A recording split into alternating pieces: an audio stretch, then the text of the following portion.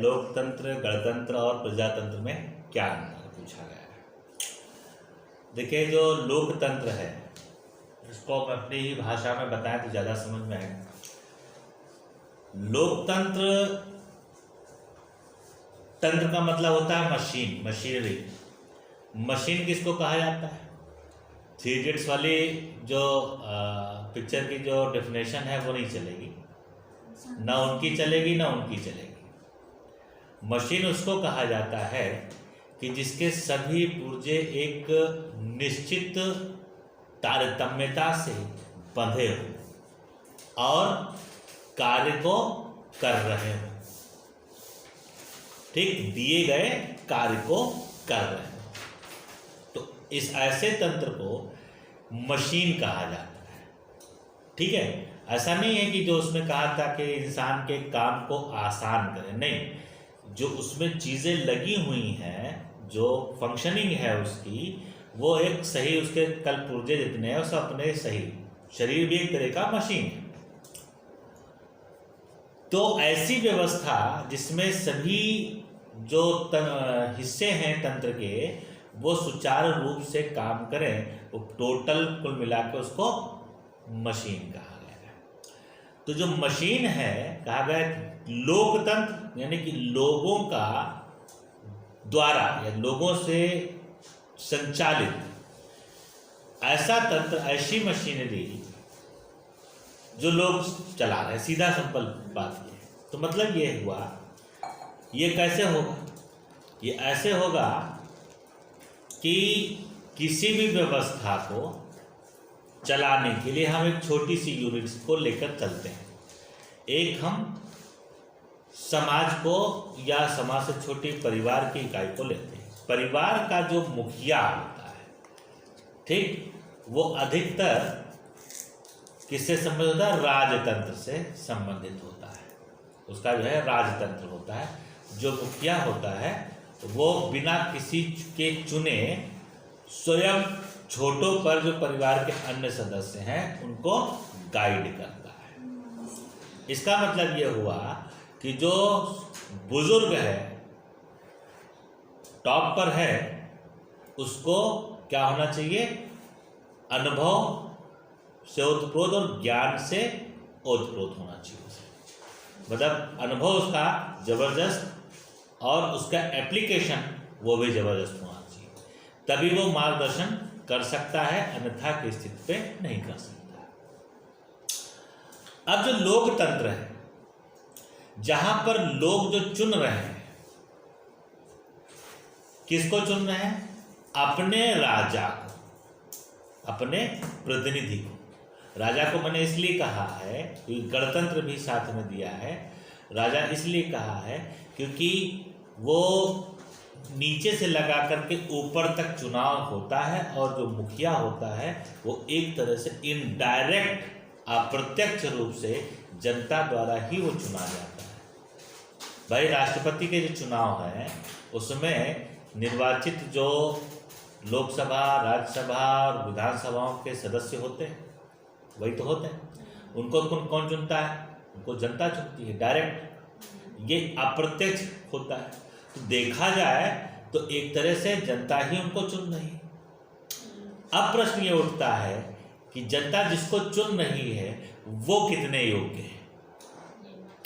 प्रश्न चिन्ह जो है वो यहाँ लगता है। लोकतंत्र खराब नहीं, लोकतंत्र अच्छा है, लेकिन लोकतंत्र तब अच्छा है जब वहाँ के लोग, चुनाव करने वाले लोग हैं, जो चुनने वाले लोग हैं, वो सुलझे मस्तिष्क के हों। उनको पता हो कि किसको हम चुन रहे हैं, भविष्य में ये हमारे लिए क्या करेगा, क्या नहीं करेगा, इस बात का अच्छे से ज्ञान हो। मतलब जो चुनाव करने वाले हों वो किसी भी तरह के दबाव से ग्रस्त ना हो।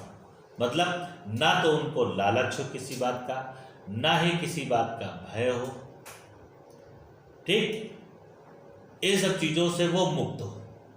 उसको सिर्फ ये देखना है कि जिसे हम चुन रहे हैं वो देश का, समाज का, परिवार का, हमारा भला करेगा। उसके विचार में वो जो सोच रहा है वो यही सोच रहा है कि जो उसका विचार हो, जिसको चुना जा रहा है, वो ऐसा विचार रखता हो कि अपने लिए वो कुछ ना रखता हो। वो जो भी सोच रहे, विचारे, वो समाज, देश, राष्ट्र, ठीक, परिवार, इनके लिए। बात क्लियर? तो कौन चुन रहा है? भारत का, या भारत के परिप्रेक्ष्य में देख लें तो भारत की जनता। तो भारत की जनता किसे चुन रही है? अपना प्रतिनिधि। कहाँ से? ग्राम प्रधान, सबसे निचले स्तर से शुरू करते हैं। ग्राम प्रधान, फिर बीडीसी, डीडीसी होते हुए जिला पंचायत, जिला पंचायत से फिर विधायक, विधायक से सांसद, और सांसद से फिर प्रेसिडेंट, यानी कि भारत का राष्ट्रपति, अप्रत्यक्ष रूप से। ये सब अप्रत्यक्ष रूप से अधिकतर होते हैं, कुछ डायरेक्ट होते हैं, कुछ अप्रत्यक्ष होते हैं। तो इसका मतलब ये हुआ कि जो जनता का इन्वॉल्वेशन है वो हर जगह है, हर जगह है ना। जब हर जगह है और इस तरह का जो तंत्र बनता है, यानी एक तरह से जनता अपने ऊपर शासन करने के लिए स्वयं अपने विचारों से युक्त किसी व्यक्ति को कहता है कि अब आप हमारे लिए नियम बनाएं, कानून बनाएं, जिनके आधार पर हम चलें। अब प्रश्न उठता है, क्या नियम और कानून की आवश्यकता है? तो जहां तक मेरा मानना है, हम तो कहेंगे नहीं है। लेकिन एक व्यवस्था को बनाए रखने के लिए, अब व्यवस्था, क्योंकि अब अंदर तक जाएंगे तो थोड़ा सा मामला गड़बड़ हो सकता है, जो यहाँ पर प्रश्न से थोड़ा सा हट जाएगा, हम दर्शन में पहुँच जाएंगे। वो दर्शन में जाने की जरूरत नहीं है। व्यवस्था को बनाए रखने के लिए, व्यवस्था को सुचारू रूप से करने के लिए, आगे प्रोग्रेस करने के लिए एक गवर्नमेंट का, एक हेड का, एक मार्गदर्शक का होना आवश्यक है। तो मार्गदर्शक कौन होगा, ये आप पर निर्भर है। यहाँ सबसे खास बात ये है, जहाँ राजतंत्र होता है, परिवार जैसे होता है, परिवार भी अब देखिए राजतंत्र नहीं रह गया है। अब कोई किसी की बड़े की कोई सुनता ही नहीं, छोटा भी नहीं सुनता। और परिणाम क्या है? अव्यवस्था हो ही रही। अब वो आप यहाँ पर भी समझ सकते हैं। लोकतंत्र में, राजतंत्र में एक नियंत्रण रहता था। राजा अच्छा है या बुरा है इससे मतलब नहीं। अच्छा है तो जनता के लिए अच्छा है, अच्छा करेगा, बुरा है तो जनता के लिए बुरा करेगा। चुनाव की कोई नहीं था। लेकिन अब जब चुनावी प्रक्रिया है, आप चुन रहे हैं, तो आप अपने प्रतिनिधि को, अपने राजा को बहुत सोच समझ के चुनिए। अगर आपने गलती से किसी ऐसे व्यक्ति को चुन लिया जो उस पद के योग्य नहीं है, तो निश्चित तौर पर आप जानिए कि आप ही परेशान होंगे, वो परेशान नहीं होगा। ठीक? तो जो इस तरह का तंत्र है, लोगों के द्वारा बनाया हुआ, चलाया जा रहा हो, ऐसे तंत्र को हम लोकतंत्र कहते हैं। लोक मतलब होता है जनता, और तंत्र मतलब होता है मशीन, मशीन व्यवस्था। ठीक? फिर गणतंत्र को भी इसी में शामिल कर लें। गणतंत्र जो है उसको, वो लोकतंत्र से निकला हुआ एक तरह से शब्द है। लोकतंत्र का जो पूर्ण अर्थ है वो तब तक नहीं हो सकता जब तक गणतंत्र को स्वीकार न किया जाए। गणतंत्र क्या है? गणतंत्र ये है कि जहाँ किसी राष्ट्र का या किसी देश का जो मुखिया है, जो राजा है, वो क्या क्या ना होना चाहिए? अनुवांशिक नहीं होना चाहिए। मतलब उसका चुनाव होना चाहिए। ठीक है? और इस चुनाव को सभी जन सामान्य एक्सेप्ट करें, चाहे वो बैठने वाला हो उस पद पर, और चाहे वो चुनने वाले लोग हों। ठीक? तो गणतंत्र में बहुत सारी चीज़ें शामिल होती हैं, सिर्फ यही नहीं शामिल होता है। गणतंत्र में शामिल होता है छोटे स्तर से भी, कि ठीक है आप प्रधान हैं, तो प्रधान का बेटा ठीक है खड़ा हो इलेक्शन के लिए, उसके लिए तो कोई पाबंदी नहीं है। लेकिन जनता को ये बात समझना चाहिए कि जो प्रधान जी का पुत्र है, क्या वो अगली प्रधानी के योग्य है? ये जनता तय करेगी, और जनता को इसीलिए समझदार होने की जरूरत है। अगर समझदार नहीं है जनता तो निश्चित तौर पे आप समझ लीजिए कि व्यवस्था गड़बड़ होनी ही होनी है, कोई रोक नहीं सकता इस बात को। तो अभी भी जो ये अप्रत्यक्ष रूप से जो चल रहा है क्या? आनुवंशिक, मैं वही उसी पे आ रहा हूँ। तो होता यह है कि अक्सर इसमें दो चीज़ें काम करती हैं। लालच, आपको भय दिया जाता है, डराया जाता है, अथवा लालच दिया जाता है। तो ऐसे में दोनों ही स्थिति, सबसे पहले आपको कमज़ोर किया जा सकता है किसी न किसी रूप में, और उसके बाद फिर उस कमजोरी को हटाने के लालच भी दिया जा सकता है, ठीक, डराया भी जा सकता है। और इस तरह से आप जो है किसी अयोग्य को आप चुन लेते हैं, और जैसे ही ऐसा चुनाव आपने किया वैसे ही व्यवस्था।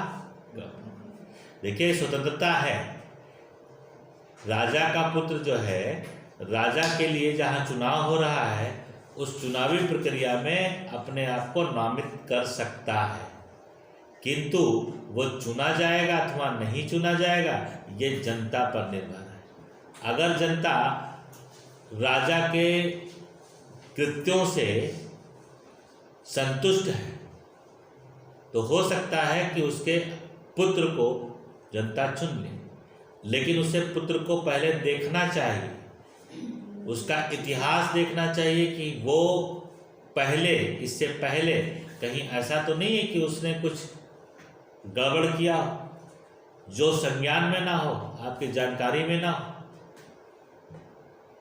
ठीक, दल के साथ यही समस्या है। दल के साथ ये है होता है कि दल जो है पार्टी के या दल के मुखिया से संबंधित होता है। जैसे उदाहरण के तौर पे सपा तो अखिलेश जी, बस बीजेपी तो मोदी जी, बसपा तो मायावती जी, कांग्रेस तो राहुल या सोनिया जी का बात आती है। तो उससे जुड़ा होता है, उसका परिणाम ये होता है कि हम एक अयोग्य व्यक्ति को भी चुन लेते हैं, क्योंकि आपका फोकस दल पर होता है, पार्टी पर होता है। हमने ब्रिटेन की संसदीय व्यवस्था तो स्वीकार करी, लेकिन ब्रिटेन की चीज़ों के आधार पर नहीं चल रहे हैं, वहाँ की व्यवस्था के आधार पर। वहाँ से हमने संविधान तो लिया, बहुत सारे आर्टिकल्स, बहुत सारे बंद हमने जो है उसमें डाले, लेकिन जो वहाँ की और व्यवस्थाएं हैं उनको हमने नहीं लिया। वहाँ पर दो ही पार्टी, यहाँ पर बहुत सारी। अब उस बहुत सारी में कहानी ये होती है कि चीज़ें बट जाती हैं, और बटने की वजह से जो अल्पसंख्यक है वो बहुसंख्यक के रूप में आपके संसद में बैठ जाती है।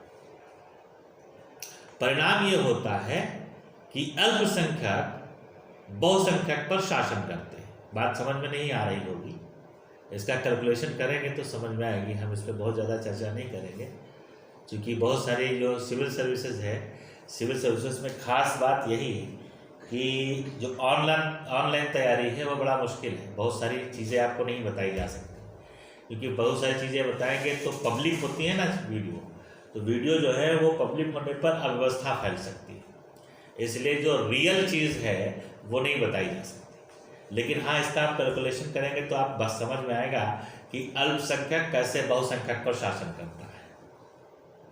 और उसकी वजह यह है कि आपको पहले कई टुकड़ों में तोड़ा जाता है, तभी संभव है, नहीं तो समझ में नहीं है, संभव नहीं है। तो दल नहीं होने चाहिए, तो दल नहीं होने चाहिए। अगर हमारा पॉइंट ऑफ व्यू अगर हमसे पूछा जाए तो हम कहेंगे कोई दल नहीं होना चाहिए। भाई, आप स्थानीय चुनाव जब होता है, विधायक का चुनाव जब होता है, तो विधायक के चुनाव में आप किसको देखना पसंद करेंगे? उस कैंडिडेट को ना। वो किस दल से है किस दल से नहीं, इसका कोई मतलब नहीं है। लेकिन जब दल हो जाता है तो एक जो कैंडिडेट है बेकार, उसको भी जीतने का मौका मिल जाता है, वो भी जीत जाता है, जिसका कोई मतलब नहीं होता, क्योंकि आपका फोकस दल पर होता है, पार्टी पर होता है। आप सोचते हैं कि नहीं बस कांग्रेस की गवर्नमेंट बनानी है, बीजेपी की गवर्नमेंट बनानी है, सपा की गवर्नमेंट बनानी है, बसपा की गवर्नमेंट बनानी है, आपका फोकस यहाँ होता है। परिणाम ये होता है एक अयोग्य कैंडिडेट को भी आप चुन लेते हैं। ठीक, अब उसका परिणाम ये होता है कि आपका जो क्षेत्र है गड़बड़ हुआ, बिल्कुल तय, 100% तय। नहीं कुछ गड़बड़ हुआ तो विकास तो होना ही नहीं है, वो कुछ नहीं करेगा। पार्टी प्रमुख के पास या कहीं पार्टी से संबंधित या गवर्नमेंट से संबंधित जब बात वो करेगा, अरे तुम बैठो, तुम तो योग्य ही नहीं थे, वो तो हमारी पार्टी की वजह से आप जीत गए। तो आपने बहुत सारे ऐसे चुनाव देखे होंगे जिसमें आप जानते नहीं है कैंडिडेट को, बिल्कुल नहीं जानते, लेकिन जीत गए। किस आधार? पार्टी तो होना क्या चाहिए? होना ही चाहिए, ये पार्टी ही नहीं होनी चाहिए, कोई जरूरत नहीं उसकी। चुनाव कैसे होंगे फिर? चुनाव ऐसे स्वतंत्र हो, सब जा करके वहां पर काम करें, अपने अपने क्षेत्र को देखें, कोई भी खड़ा होता है। बिल्कुल। वहां पर भी मिलकर जब रूल 51 लागू हो रहा है, वहां पर भी वोटिंग चल रही है किसी भी बिल को पास करने के लिए, तो दल का कोई मतलब ही नहीं है। वो तो दल आपको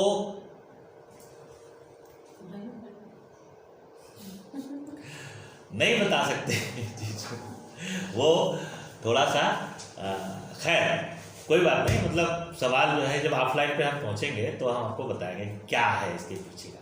ठीक है, तो देखो पहले आप तो ये समझ लो कि लोकतंत्र क्या है, ये आपको समझ में आ गया होगा, गणतंत्र भी समझ में आ गया होगा। ठीक, और साथ में बताया है प्रजातंत्र में क्या अंतर, प्रजातंत्र जो है वो भी देख लेते हैं क्या है। प्रजातंत्र और लोकतंत्र लगभग एक जैसी है, बस फर्क सिर्फ इतना है कि जब पार्टियां होती हैं तब वो प्रजातंत्र हो जाता है, पार्टियां ना हो तो लोकतंत्र है। ये आप समझिएगा, इस पे बहुत ज़्यादा हम फोकस नहीं करेंगे। वह हिंट दे दिया है कि प्रजातंत्र उसको कहेंगे जहाँ पार्टियां हैं, जहाँ पार्टियां नहीं होती स्वतंत्र चुनाव होते हैं वो लोकतंत्र है। बाकी कोई खास अंतर नहीं, वह हल्का सा अंतर है। ठीक, धन्यवाद।